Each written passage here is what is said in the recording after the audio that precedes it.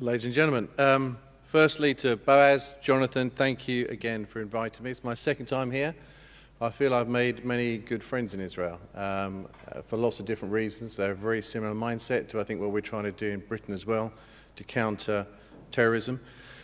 I'm going to speak to you today about cyber. My role is in economic crime, not in terrorism. So why do I speak to you today about that? Really to act as a pathfinder for the workshop tomorrow. We have a number of experts who will be at the workshop tomorrow. I don't regard myself as an expert on cyber, but I'm closely involved now with everything the government are doing with cyber and advising ministers about what we do. And you'll see as I go through this presentation, the relationship between the motivation between criminality, cyber, terrorism, hacktivism is almost negligent compared to the threat that we face. And that will sort of make sense as we go on. So, bit of a pathfinder. I should say I'm hugely impressed you're still awake. I can see all your eyes from here. They're sort of glinting at me. And I would have thought about 5:30 you'd be tiring now. So it's great the audience is still here. I know because we're late in the day, I'm either going to have to be really funny or really interesting or really quick, so I'll speed up. This is our definition of terrorism under the Terrorism Act in the UK. It'll be similar to your domestic legislation. You know, it's not rocket science, is it? I've underlined a couple of key words. Action designed to influence. And you can just forget the rest of that sentence, frankly. Action designed to influence. And sometimes we get hung up on the action itself, whether it's a bomb in a street and how horrific that was, the murder of an individual. How many people does that influence? Are you influenced by that today? Were you influenced yesterday? Will you be influenced tomorrow? When you start influencing large swathes of society, every one of you in the room, your families, your mother, your children, then you start to make a difference in terms of what the terrorist is seeking to achieve, and that is to influence governments. And I make that point very vividly because I think that's where cyber can take us, way beyond the normal type of attack that a terrorist can give. I want to work from bottom up here. The vulnerability, everything is now going online.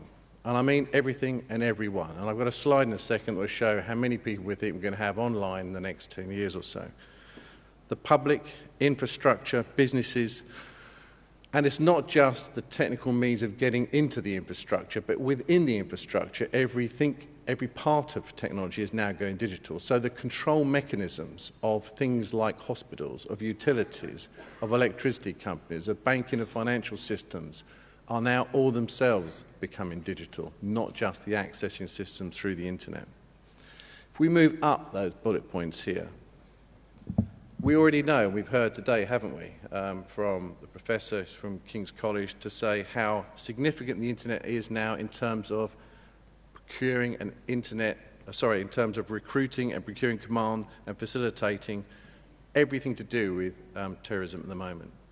Chris Dick, my colleague from London who spoke earlier today, talked about how the internet is being used to incite small groups and lone actors. It's a serious problem. The technical attack is what I'm going to talk about, and hopefully we'll talk about the workshop tomorrow as well.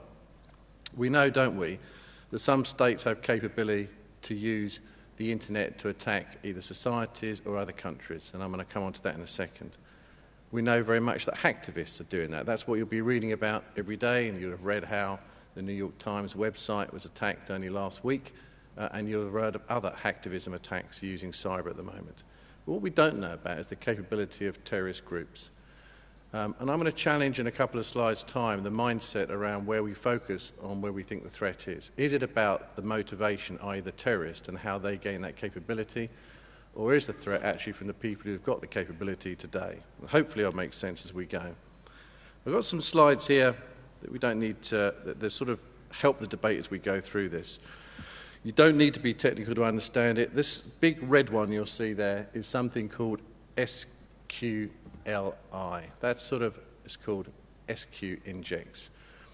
I put it on there because although the source is an open source, Hackmageddon, so you could say, well, you know, are they accurate? I can tell you that broadly is about accurate what's going on across the internet at the moment. That the bulk of attacking going on cyber at the moment is actually injects, which means code to get into systems. And historically, that code was getting in there to steal data and squirting it back out through the firewall to other servers. It would get harvested and used for different things, and we'll come on to that in a minute maybe. Increasingly, however, that code is being used to control the system itself. to hunt through the system, to try and find things within the system. And that's where we start to see an increasing threat to what we know now is the scope of and the scale of the threat we face with technology. I'll give you another slide. The motivations behind attack. The big red one is what we're interested in again. What do we see? Hacktivism. Where do we see terrorism? Cyber war, espionage, sitting a small slice at the moment. So what we have are hacktivists, people who don't have a terrorist motivation, don't necessarily even have a fraud motivation, who predominantly are trying to get into systems and successfully getting into them to change their code and steal data and use data. Now I'm going to start thinking a little bit hard about where I think the threat's coming, but I'm just going to show the context a little bit more. The key threats: a rapid emergence of state-sponsored capability around the globe. And I'm not on the list of countries. You've heard some of the countries here today already that already have very strong cyber capability, but increasingly that capability is going global. And here's the thing about fraud and economic crime that we've started to notice. Fraudsters want to get into systems. Increasingly, there are criminal enterprises running throughout other parts of, I'd say, Eastern Europe and other parts of the world that will actually produce a hacking capability as an outsourced capability for criminals. They don't care who you are. If you want to get into a system, they'll sell their service. And they'll do it on forums and webs where nobody knows each other, the same way as paedophiles work at the moment. So no longer do you need to have that technical expertise to start hacking and getting into systems. And actually, the person doing it doesn't necessarily know your motivation. And as you'll see from some of the bullet points on the right, society, the threat that we face is getting huge in terms of the capability. Motivation versus capability. Do you know why cyber isn't on everyone's map at the moment? Do you know why we haven't got new legislation or new funding, although we have got funding in the UK, but new legislation or the society up in arms? Because I don't think we've yet had people who are motivated to kill people using this. And once they step that line and cross it, and once there is an intent to take down the entire infrastructure of a hospital or a utility system, or to actually damage something in such a way that people will die, that's when cyber will reach the map of every global country, I think. I've got these two terms in here, and it's sort of a challenge to mindset, this motivation versus capability. And I think our traditional focus, and it has been in terrorism, and I've been working in that most of my life anyway, is to say, where's the threat? You know, an AQ threat, whichever your flavour of terrorism, we've heard from many today, Hezbollah, whoever's local to you. You focus on the individuals and the groups that are motivated to cause you damage, to cause an influence to your government. It's the individuals who are the threat. Secondly to that is their capability. And that's certainly the case in the UK and everywhere, where we understand the individuals, and as soon as they get capability, we know we've got to close it down. Why are there airstrikes? Why do we suddenly have and have had an interest about Iran and the capability of nuclear weapons? We focus on the individuals. My proposition, something just to cause some debate for today and tomorrow, is I think we need to start looking at the capability as the risk in cyber, not the motivation of the individuals. So that's a change of mindset about intelligence gathering, about what we perceive to be the threat. Because I showed you two slides to say the people who have the capability are the hacktivists. Well, who are the hacktivists? Who are the people selling the actual services to criminal enterprises at the moment? Can states reach across the internet as an espionage activity by hacking services from hackers who don't even know who they are in order then to defeat a system? Well, damn right they can. That's exactly what they can do. And that's what some are doing now. So where is the hacktivist and the people who are the hacktivists, the low-level threat as we would regard it, on our intelligence radar as governments and systems and intelligence security services? Do they feature? Or are we looking at the threat called AQ and trying to follow that down till we find a cyber connection? And that's just one mindset shift I may be likely to think about as we go into tomorrow's workshop. Another is enforcement versus prevention. I've got a slide there of a drone bomber. We've heard from our last speaker about how effective they have been. And they have. They are a surgical instrument when you know the threat and you know where you need to go to disable the threat. Well, I'll take you back about a couple of thousand years, and military might wasn't determined on how successful you could intrusively attack. It was determined on how big a castle was. That was how strong you were militarily.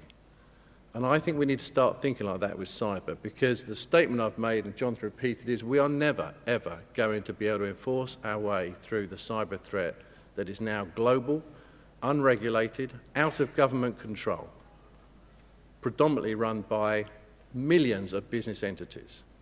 And it's a mindset change for governments across the world to think we can't control this. And if you can't control it, you've got to start changing your mindset into how do we defend. And that is the way in which we're going to have to work. We're not going to stop trying to attack it. We are going to attack it. You know, we all have capabilities. In Britain, we've got GCHQ, we've got the NSA. We are all building capabilities that we could use in war that are cyber-related, to defeat terrorism, to protect.